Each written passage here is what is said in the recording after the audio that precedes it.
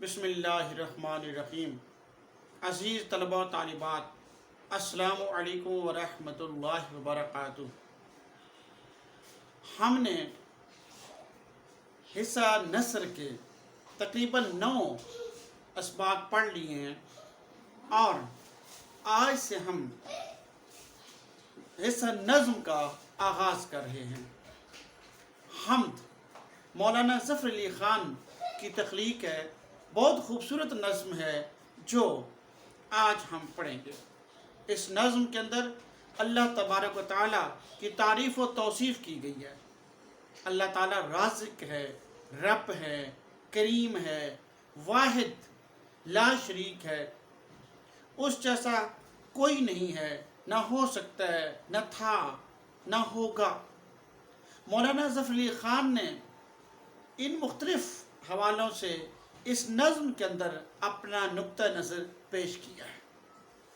अज़ीज़ तलबा व तालिबात, इससे पहले कि हम हम्द को पढ़ें और उसका मफ़हूम नीज़ तशरीह को समझने की कोशिश करें, ज़रूरी समझता हूँ कि इस नज़्म के तख्लीकार यानी मौलाना ज़फ़र अली ख़ान के बारे में आपको कुछ बताऊँ, आपको कुछ गोश गुजार करूँ। अज़ीज़ तलबा व तालिबात, मौलाना ज़फ़र अली ख़ान के नाम से हर पाकिस्तानी बिलखुसूस और हर उर्दूदान तबका जो है वो बिलअमूम आगाह है। मौलाना ज़फ़र अली ख़ान बरसग़ीर पाक व हिंद का एक बहुत ही आशना नाम है।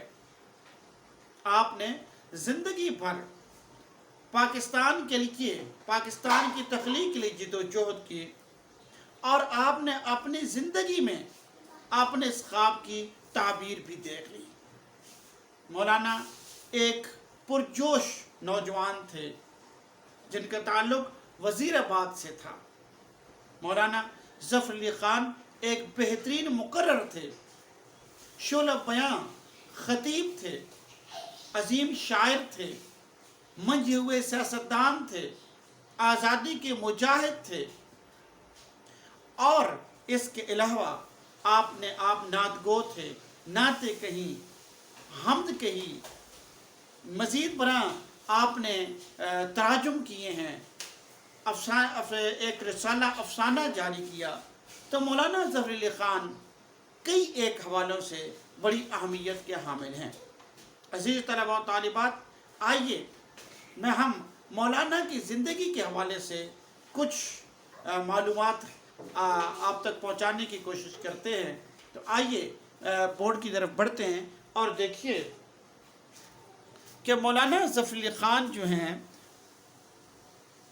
ये मैंने आपके सामने कुछ पेश किया है, कुछ लिखा है कि मौलाना ज़फ़र अली ख़ान जो हैं ये 1873 ईस्वी में आपका तवल्लुद हुआ। मौलाना जो हैं वो 1873 ईस्वी में दुनिया में तशरीफ़ लाए। आपकी वफ़ात 1956 ईस्वी में हुई। यूँ मौलाना कम व बेश 80 साल तक इस दुनिया में मौजूद रहे। आपके वालिद मोहतरम का इसमें ग्रामी मौलवी सिराजुद्दीन अहमद ख़ान था। मौलवी सिराजुद्दीन अहमद ख़ान महकमा डाक में मुलाजिम थे। इस वजह से मुख्तलिफ़ शहरों में उनके तबादले होते रहते और मौलाना ज़फ़र अली ख़ान भी यूँ मुख्तलिफ़ शहरों की हवा खाते, मुख्तलिफ़ शहरों के बूदो बाश को देखते। और जब हम उनके तालीमी जो कैरियर है उसको देखते हैं, एजुकेशनल कैरियर को देखते हैं, तो हमें पता चलता है कि मौलाना ज़फ़र अली ख़ान ने मुख्तलिफ़ शहरों में तालीम पाई है। मिडिल कहीं से किया, मैट्रिक कहीं से, इसी तरह से इंटर की तालीम कहीं और से हासिल की, BA ग्रेजुएशन कहीं और से किया। तो यूँ इसकी बड़ी वजह यही थी कि आपके वालिद मोहतरम महकमा डाक में मुलाजिम थे और उस मुलाजमत के सिलसिले में उन्हें मुख्तलिफ़ शहरों में जाना पड़ता مختلف شہروں میں گئے، جس وجہ سے مولانا ظفر علی خان نے بھی مختلف شہروں میں تعلیم حاصل کی۔ آپ کا جو علاقہ ہے وہ وزیر آباد ہے، وزیر آباد کا علاقہ کرم آباد، اور وہاں پر ایک گاؤں تھا کوٹ میرٹھ، وہاں سے آپ کا تعلق ہے، وہیں پر آپ کا تولد ہوا۔ آپ نے ایف اے کی جو تعلیم ہے MAO کالج میں حاصل کی، محمدن اینگلو اورینٹل کالج سر سید احمد خان نے بنایا تھا، اس میں آپ نے تعلیم حاصل کی، جبکہ بعد ازاں بی اے کا امتحان آپ نے الہ آباد یونیورسٹی میں دیا اور کامیاب ہوئے۔ یہ 1895 عیسوی کی بات ہے۔ آپ نے اس کے بعد نواب محسن الملک کے ہاں ملازمت اختیار کی، ان کے پرسنل سیکرٹری رہے۔ بعد ازاں آپ جامعہ عثمانیہ میں چلے گئے، حیدرآباد دکن میں، وہاں پر نواب سر بلند کے سیکرٹری بنے، وہاں پر مختلف عہدوں پر رہے، لیکن نواب سر بلند کے ساتھ ان کی نباہ مشکل ہو گئی، چنانچہ انہوں نے استعفیٰ دے دیا۔ عزیز طلباء، آپ دیکھیے میں نے جس طرح سے لفظ استعفیٰ لکھا ہے، آج اسی طرح سے اردو کے اندر اس کا رواج ہو گیا ہے، اسی طرح سے یہ لفظ درست اس کی املا یہی ہے، اسی طرح سے آپ کو لکھنا چاہیے۔ ایک بات یہاں پر میں مزید بتا دوں کہ مولانا ظفر علی خان کے والد محترم یعنی مولوی سراج الدین احمد خان جو ہیں وہ ایک اخبار نکالتے تھے، زمیندار۔ یہ ہفت روزہ اخبار تھا، اور اس میں زمینداروں کے جو حالات ہیں، زمینداروں کی جو مشکلات ہیں، اس حوالے سے یعنی زمینداروں یا کسانوں کی باتیں درج ہوتی تھیں۔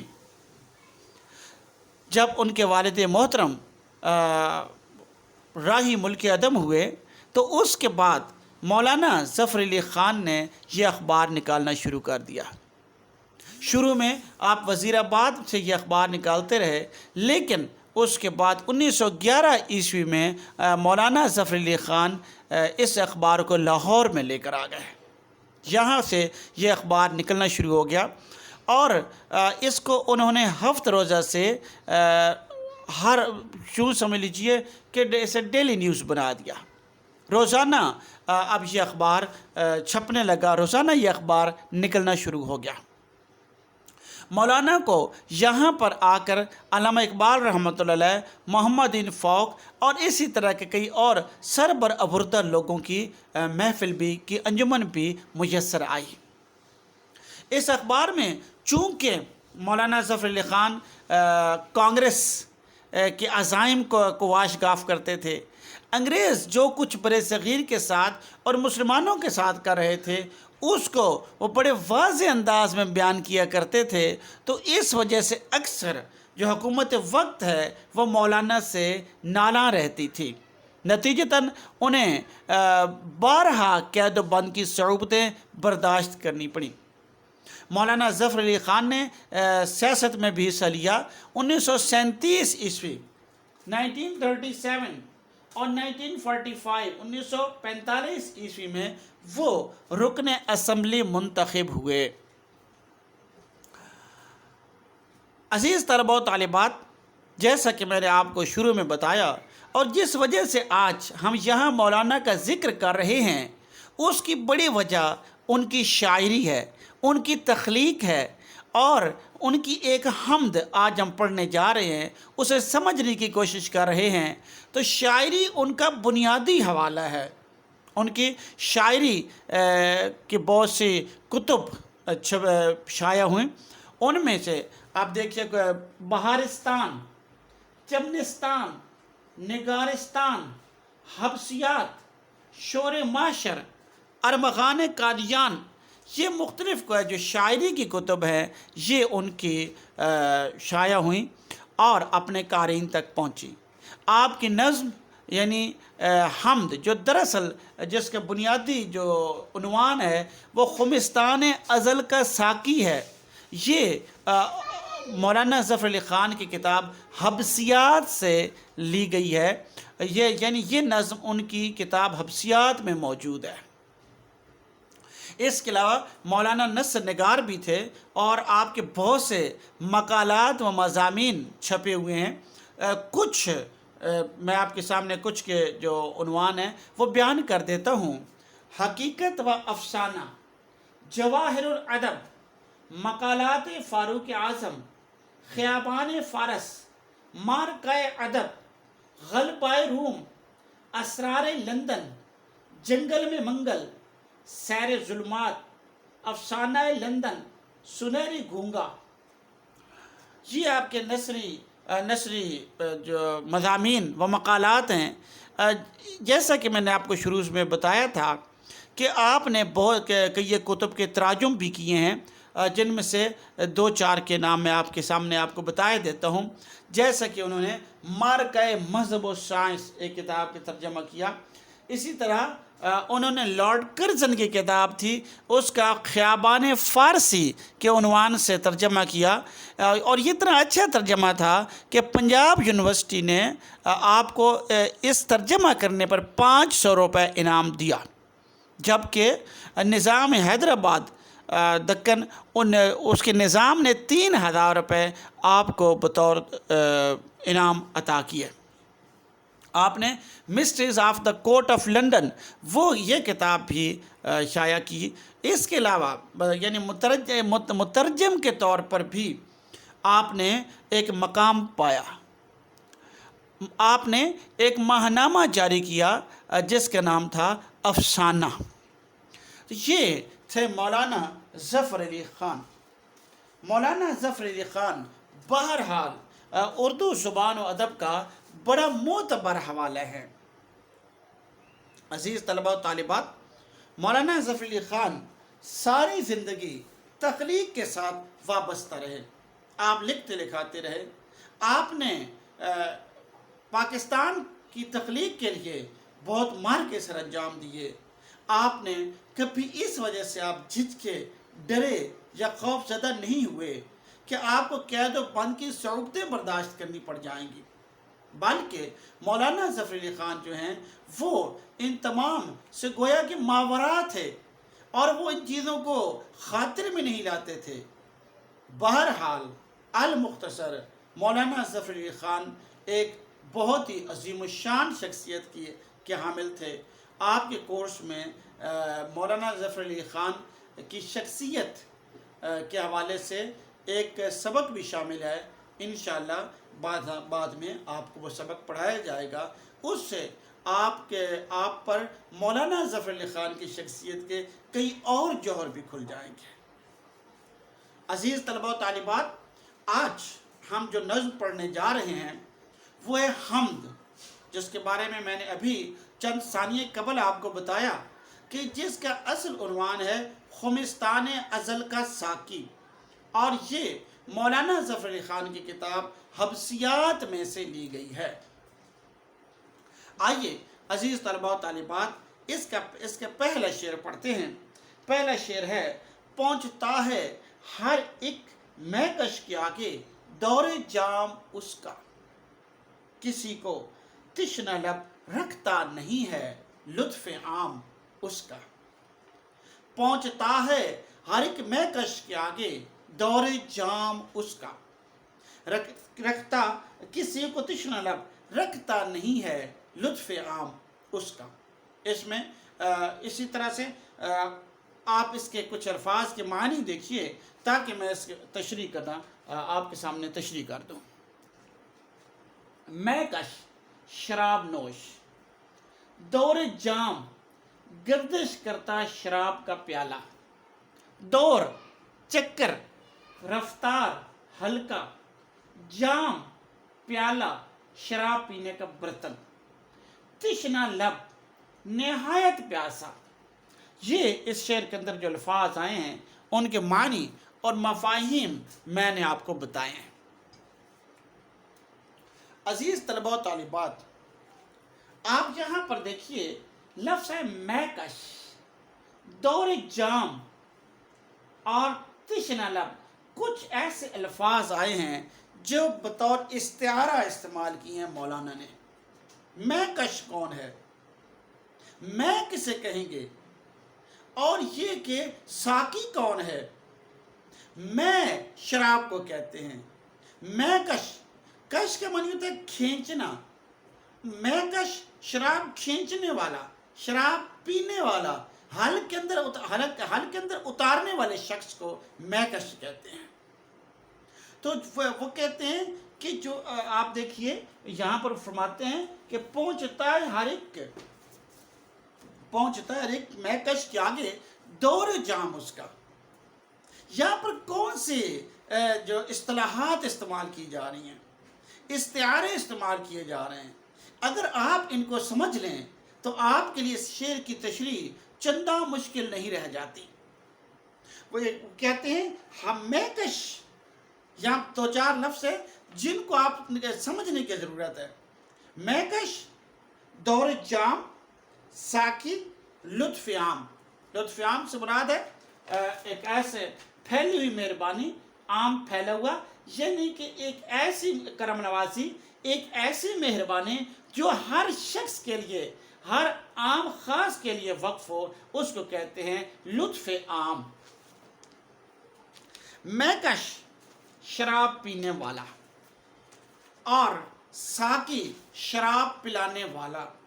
میں خانہ جہاں پر شراب ملتی ہے, اور دور جام کہتے ہیں کہ شراب کا جو پیالے کا چکر میں آنا, بار بار ملنا. عزیز طلباء و طالبات, بات سمجھنے کی ہے کہ میں کش جو ہے, میں خانہ کہاں ہے. ایک میں خانہ ہے, شراب خانے ہے, جہاں پر میں کش بیٹھے ہوئے ہیں, شرابی بیٹھے ہوئے ہیں, ساقی آتا ہے, پلانے والا آتا ہے, تمام کو وہ ایک ایک پیک دے کے چلا جاتا ہے, سارے ایک ایک جام جو ہیں وہ پی لیتے ہیں. تو یہ ایک دور جام ہو گیا, یہ ایک دور جام ہو گیا. تھوڑی دیر کے بعد دوبارہ ساقی آتا ہے, اور جتنے میں خانے کے اندر بیٹھے ہوئے ہیں انہیں دوبارہ وہ ایک ایک جام دے کے چلا جاتا ہے. تو یہ دو دور جام ہو گئے. اسی طرح سے بار بار جب دور جام دیے چلیں گے, جب جام آئیں گے اور جو وہاں پر میکش بیٹھے ہوئے ہیں ان کو پلائے جائیں گے, تو یہ کئی دور جام ہو گئے. اور وہ ساقی وہاں پر جو بھی بیٹھے ہوئے میں خانے کے اندر, وہ امیر ہے, وہ غریب ہے, وہ خاص ہے, وہ عام ہے, وہ گورا ہے, وہ کالا ہے, وہ بھلے کسی بھی تقسیم کا حصہ ہے, کوئی بھی ہے, ساقی کا کام ہے. ساقی ساروں پر مہربان ہے, تمام پر لطف فرماتا ہے, لطف عام ہے اس کا, اور وہ تمام کو وہ جو شراب کا جو پیالہ ہے وہ دے کے چلا جاتا ہے. دیکھیے یہ الفاظ ہیں, یہ استعارے ہیں عزیز طلباء و طالبات, جن کو سمجھنا بہت ضروری ہے. میں خانہ کہاں ہے, میں خانے کو اگر ہم اس دنیا کا نام دے لیں یا اس کائنات کا نام دے لیں تو یہ زیادہ مناسب ہوگا. یعنی میں خانہ استعارہ ہے اس دنیا کے لیے ہے, اور جو میں کش ہے, شراب پینے والا ہے, وہ میں آپ ہیں. یہ استعارہ ہے ہر اس ذی روح کے لیے جو رزق کھاتا ہے, ہر ذی روح کے لیے یہ استعارہ ہے میں کش. اور اس کے بعد ساقی پلانے والا, عطا کرنے والا. یہاں پر یہ جو استعارہ ہے یہ میرے رب کا ہے. رب کا معنی ہے پالنے والا, خالق, پیدا کرنے والا, رازق, رزق دینے والا, عطا کرنے والا. تو اللہ رب العزت جو ہے وہ ساقی ہیں, اور آپ کا لطف عام جو ہے وہ تمام مخلوقات پر برابر ہے, یکساں ہے. اس لیے شاعر نے کہا ہے کہ آپ کو لطف عام ہے, پہنچتا ہے ہر ایک میکش کے آگے دور جام اس کا. جو جام ہے ہر کسی کے سامنے وہ پہنچتا ہے. جناب حضرت موسیٰ علیہ السلام نے ایک دفعہ اپنے خالق سے حیرت کے ساتھ سوال کیا کہ وہ کس طرح تک رزق پہنچا دیتا ہے. تو اللہ رب العزت نے حضرت موسیٰ علیہ السلام کو ایک پتھر پر لاٹھی مارنے کا، عصا مارنے کا حکم دیا۔ جب حضرت موسیٰ علیہ السلام نے عصا پتھر پر مارا تو اس کے اندر سے کیڑا نکلا جس کے منہ میں سبز پتا تھا اور اس کے اوپر پانی کے قطرہ رکھا ہوا تھا۔ تو عزیز طلباء و طالبات، رزق جو ہے، دور جام جو ہے، وہ ہر کسی تک پہنچتا ہے اور اللہ رب العزت ہر کسی تک پہنچاتے ہیں۔ کوئی اور دنیا کے اندر ایسی مخلوق نہیں ہے، کوئی اور شخص نہیں ایسا ہو سکتا جو سب تک رزق پہنچاتا ہو۔ رزق پہنچانے کا ذمہ اللہ نے اپنے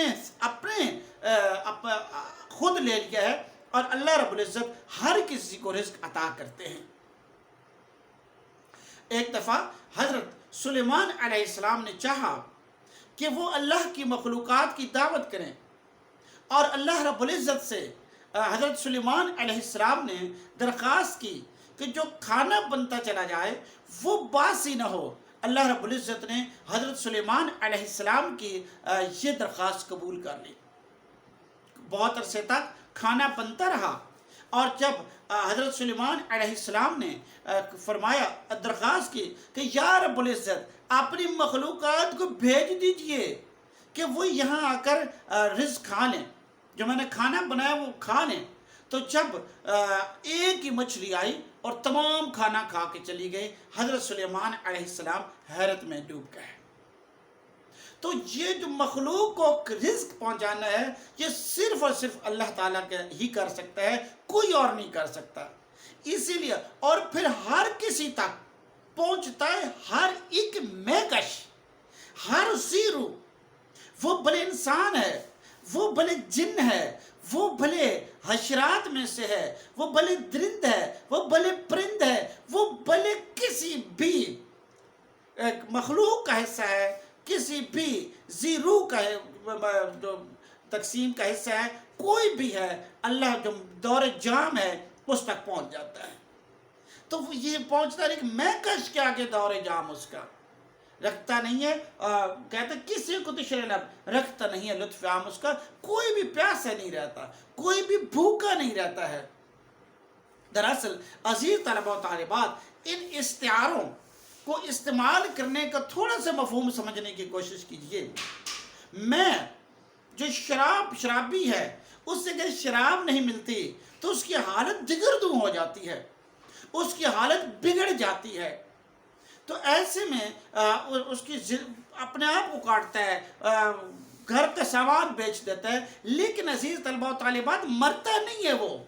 اگر اسے شراب نہ ملے تو وہ تڑپتا تو رہے گا، مرے گا نہیں۔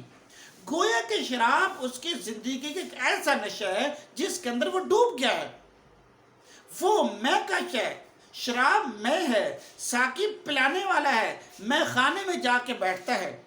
اب ذرا ہم اپنے اوپر غور کریں، ہم ناشتہ کرتے ہیں، ہم دوپہر کا کھانا کھاتے ہیں، ہم رات کا کھانا کھاتے ہیں، تو یہ اگر ہمیں نہ ملے، ایک روزہ آپ رکھتے ہیں، ہم لوگ روزہ رکھتے ہیں، اور جو حالت ہماری ہوتی ہے وہ دیدنی ہوتی ہے۔ عزیز طلباء و طالبات، آپ اس سے اندازہ لگائیے کہ کیا یہ نشہ جو ہے یہ شراب سے بڑھ کر نہیں ہے۔ اگر ہمیں کھانا نہ ملے تو ہماری حالت کیا ہو جاتی ہے، اور کھانا نہ ملے تو ہماری موت واقع ہو سکتی ہے، ہمیں پانی نہ ملے تو ہماری موت واقع ہو سکتی ہے، سانس تھوڑی دیر کے رک جائے تو ہم اس دنیا سے سدھار جائیں گے۔ تو یہ تو شراب سے بھی بڑھ کر نشہ ہوا، یہ تو شراب سے بھی بڑھ کر نشہ ہوا۔ تو اس وجہ سے مولانا ظفر علی خان نے جو زیرو ہیں انہیں میکش کہہ دیا، اور اس دنیا کو اسی مناسبت سے میخانہ کہہ دیا، اور ساقی اللہ کے لیے ساقی کہ سب کو کھلاتا پلاتا ہے۔ تو یہی بات اس نے مولانا ظفر علی خان نے یہاں پر کہی ہے کہ ہر کسی کے پاس جو ہے، ہر کسی کو جو دور جام وہ اللہ رب العزت جو ہے وہ عطا کرتے ہیں۔ آپ دیکھیے اللہ رب العزت، آپ کو یہ نظر آ رہا ہوگا،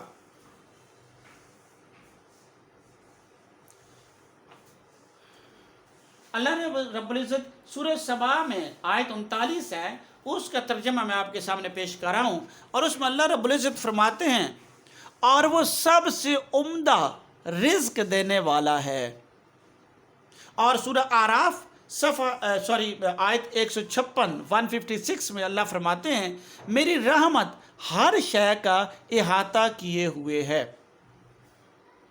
یہ اللہ کی ذات ہی ہے، اللہ رب العزت ہی ہیں کہ جو واللہ خیر الرازقین، وہ سب سے عمدہ رزق دینے والا ہے۔ کوئی اور رزق دے نہیں سکتا ہے، کوئی اور کر نہیں سکتا یہ سارا کچھ۔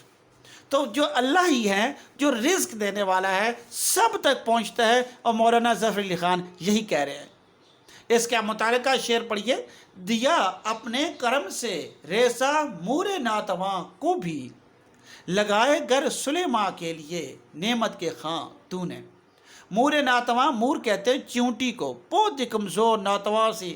اللہ کا شاعر کہتا ہے کہ یا رب العزت آپ نے اپنی مہربانی اور کرم سے جہاں چونٹی جیسی ناتواں مخلوق کو رزق دیا ہے، وہیں آپ نے حضرت سلیمان علیہ السلام کے لیے بھی نعمت کی دسترخوان چن دی ہے۔ اسی طرح آپ اگلے شعر پڑھیے، اسی سے متعلق ہے: کرتا ہے عطا بڑھ کے ضرورت سے سبھی کو، بے مثل زمانے میں سخاوت ہے اسی کی۔ کرتا ہے عطا بڑھ کے ضرورت سے سبھی کو، بے مثل زمانے میں سخاوت ہے اسی کی۔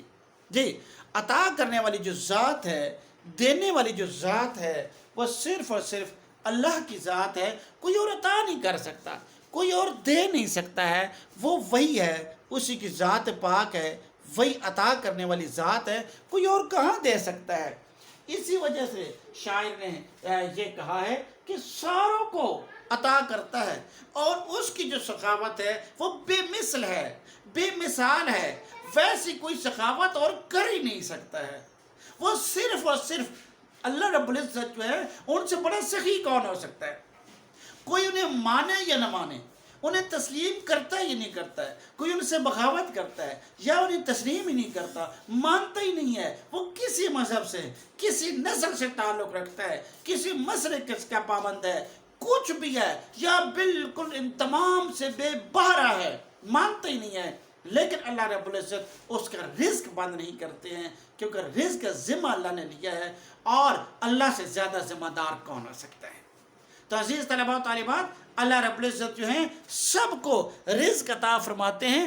آگے آپ ایک اور شعر دیکھیے، اسی حوالے سے آپ کی نظر کے سامنے آ رہا ہوگا کہ وہ غنی ہے کہ ہے محتاج زمانہ اس کا، وہ غنی ہے کہ ہے محتاج زمانہ اس کا، کبھی خالی نہیں ہوتا ہے خزانہ اس کا۔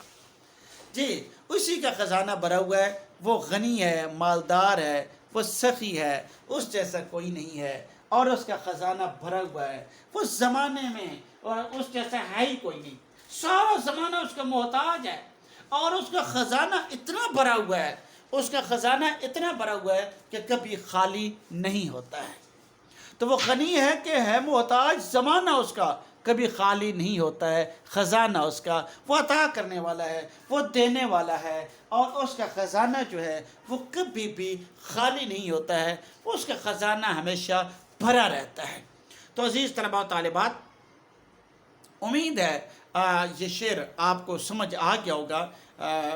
یہاں پر ہم اس لیکچر کو روکتے ہیں، انشاءاللہ اگلے لیکچر میں مزید اشعار کی تشریح کرنے کی کوشش کریں گے۔ اللہ تعالیٰ آپ کو اپنے حفظ و امان میں رکھے، اور آپ کو دین اور دنیا کی بھلائی عطا فرمائے۔ اللہ حافظ۔